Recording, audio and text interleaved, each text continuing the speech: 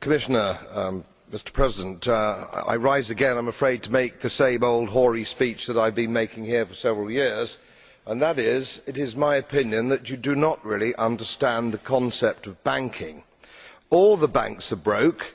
Bank Santander, Deutsche Bank, Royal Bank of Scotland, they are all broke. And why are they broke? It isn't an act of God. It isn't some sort of tsunami.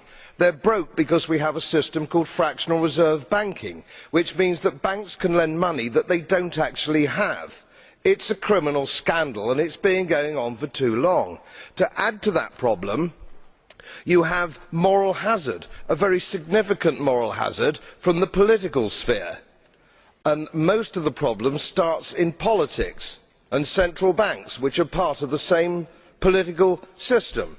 We have counterfeiting, sometimes called quantitative easing, but counterfeiting by any other name. The artificial printing of money, which if any ordinary person did, they would go to prison for a very long time.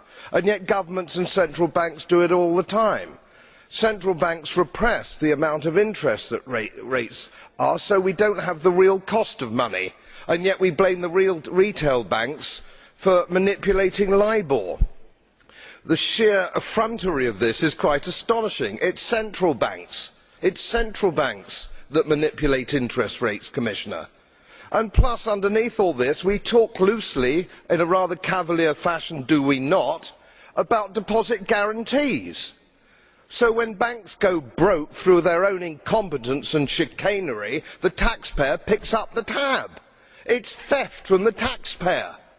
And until we start sending bankers, and I include central bankers and politicians, to prison for this outrage, it will continue.